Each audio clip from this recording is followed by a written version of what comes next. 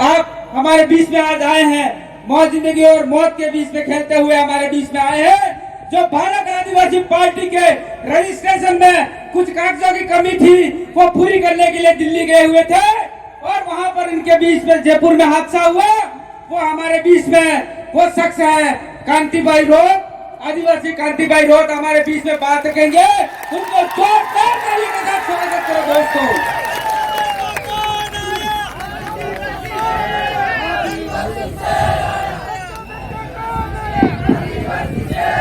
बहुत बहुत धन्यवाद संचालक महोदय। थोड़ा सा मैं बोलूंगा तो तुतलाहट होगी, क्योंकि मैं अभी पूरी तरीके से ठीक नहीं हुआ हूं। तो तुतलाहट था तमें जानते नहीं कि अशोक गहलोत बोले, ये कांतिभाई आदिवासी बोल रहा है। और हमारे एक नेता डूंगरपुर के भी तुतलाहट बोलते, वो भी मत समझना ये नेता है लंबा चौड़ाई। तो कांग्रेस बीजेपी ने क्या सोचा था, पंचायती राज चुनाव के अंदर और थावर चंद के डामोर के चुनाव के अंदर ये कांतिभाई आदिवासी और ये टीम लौट के नहीं आएगी, ऐसा गलत। जब तक आपको तोड़ेंगे नहीं तब तक छोड़ेंगे नहीं। तोड़ना किसको पता है? कांग्रेस और बीजेपी को तोड़ना है। और जोड़ना किसको? जो लोग कांग्रेस और बीजेपी में जा रहे हैं, अपने घर को तोड़ रहे हैं, उनको अपने साथ में जोड़ना है। क्या आप लोग जोड़ने का काम करोगे? बहुत बहुत धन्यवाद। एक दूसरी बात और कहना चाहता हूँ, मैं सभी जगह कहता हूँ, दुश्मन लोग काटते क्रियाओं में कहते थे एक तो जातुरी जू, मेरे भाई के लिए जगदीश के लिए बोलते थे एक तो जातुरी जू ने एक ठहाका करे ऐसा बोलते थे। लेकिन मैं आपकी दुआओं का, आपने भी दुआ की कांतिभाई जिंदा रहना चाहिए, गिलबर्देश के लिए, हमारे लिए, हमारी आवाज के लिए जिंदा रहना चाहिए। तो आपने दुआ की, मैं आपका नमन करना चाहता हूँ। मैं जिंदा हूँ और आपके अंतिम कतरे के लिए लड़ाई लड़ूंगा, चाहे मुझे मौत भी दिया जाए, पुलिस की गोलियों से मुझे खून भी दे दिया जाए, लेकिन आपकी आवाज बन के हम लोग आगे तक की लड़ाई लड़ेंगे। इसलिए आपको घबराना नहीं है। इसलिए मैं हर कार्यक्रम में कहता हूँ टाइगर अभी जिंदा है, टाइगर अभी जिंदा है। अपने सिद्धू जीतू है, सिद्धू ने है, पर फिर भी मैं उनको डराने के लिए कहता हूँ। मैं धन्यवाद देना चाहता हूँ। मैं कहता हूँ कि ये जो कार्यक्रम हुआ, भैया मेरे 7 मिनट है लेकिन 10 मिनट कर देना, ठीक है? ये जो कार्यक्रम हुआ उसके लिए ये बीच बीच में हमारे हेमाराम जी बैठे हुए, क्या कांतिभाई अरे हम कल कैसे आवे, ये टोल नाके वाले पैसे मांगेंगे। मैंने कहा जब जब गिलबर्देश की धरती पे आए हो, वीडियो मैंने जारी किया है, आपसे कोई टोल नहीं लेगा। मैंने वीडियो जारी करके फेंक दिया। और मैं कहना चाहता हूँ जिस जिस इलाके से आप लोग निकल के आए हो वहां पे 1 भी रुपया नहीं लिया, ये ताकत है हमारी। मेरा बोला कि कोई लेटर नहीं निकलेगा, हमारी आवाज ही हमारा आदेश है, हमारा ऑर्डर है, तो हमारी आवाज को भी आदेश ऑर्डर मान लिया जाता है। साथियों अब आते हैं अपन मेन बात पर। मैं कुछ बातें लेके आया था कि आज तक हम लोग लड़ाई लड़ते हैं किसी बात को लेके, सारे इकट्ठे आते हैं, कलेक्टर जाते हैं, एसडीएम जाते हैं और हमारी बातों को कलेक्टर एसडीएम आगे बेचता ही नहीं है, फाड़ के फेंक देता है और वो मात्र सड़क तक ही रह जाती है। इसलिए हमें भारत आदिवासी पार्टी के मार्फत से, भारत आदिवासी पार्टी के मार्फत से राजस्थान में जिस प्रकार से हमने 2 विधायक भेजे, उसी प्रकार से गुजरात में 27 विधायकों में से 10-15 विधायक भेजते होंगे। गुजरात में 27 विधायक अपने लिए रिजर्व है आदिवासियों के लिए, 27 विधायक में से 10 तो कम से कम भेजते होंगे।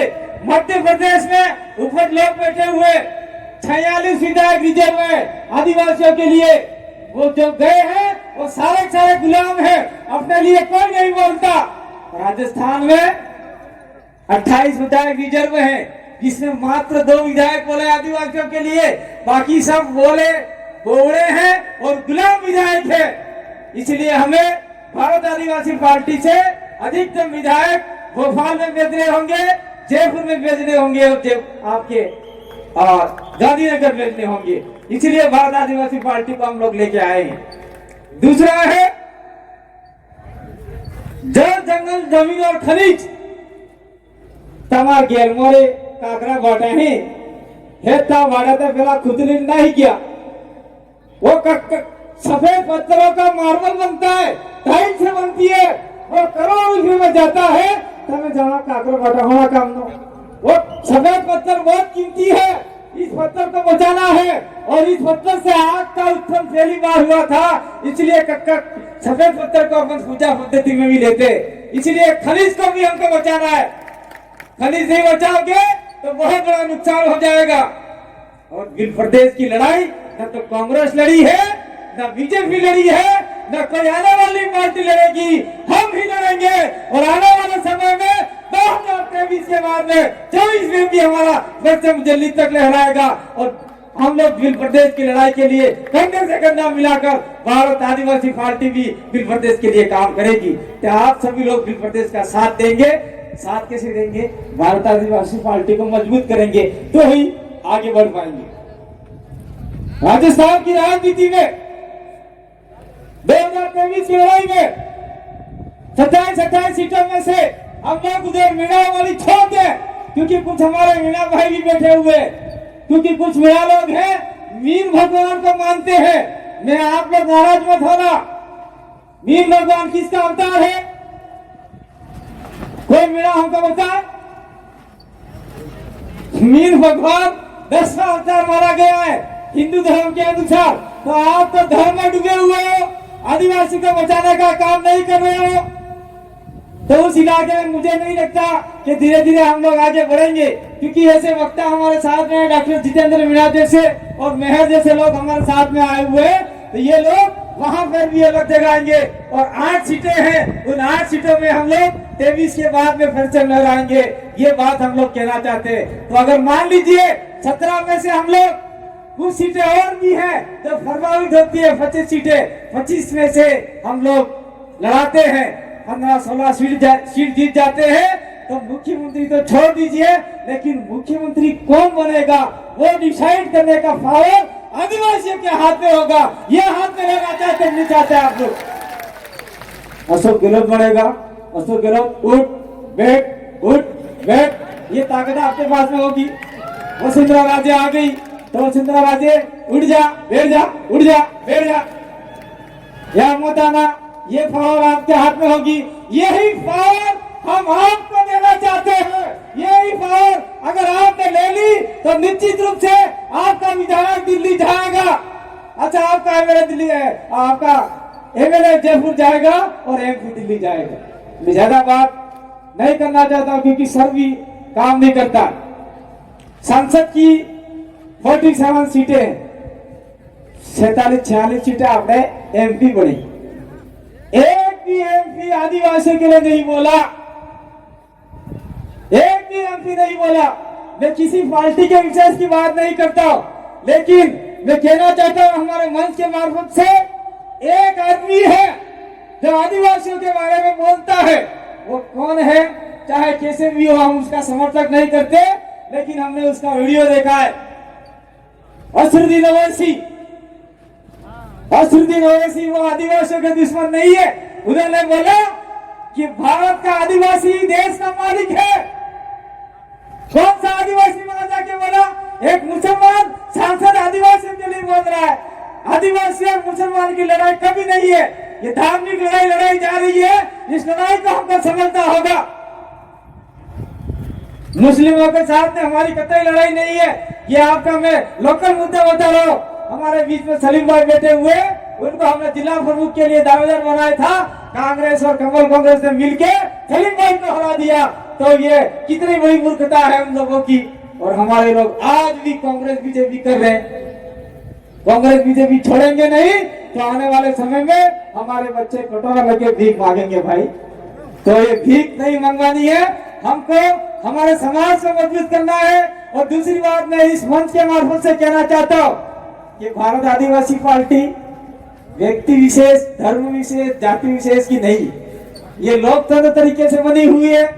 उसके अंदर एसटी भी आ सकता है, एससी भी आ सकता है, ओबीसी भी आ सकता है, और माइनॉरिटी तो सारे के सारे बैठे हुए हैं यहाँ पे। फरजाना जी ने अभी माला पहनाई, फरजाना जी का स्पीच था लेकिन लेट आए।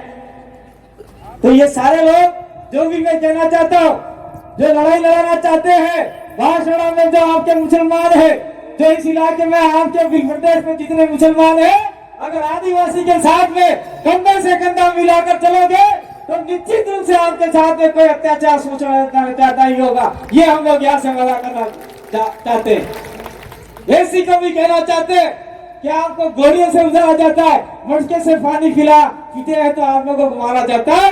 निश्चित रूप से आप लोग हमारे साथ में रहोगे तो आप लोगों को भी हम लोग शोषण अत्याचार से मुक्त कराएंगे, आजादी दिलाएंगे। और ओबीसी को क्या आरक्षण है इस इलाके में?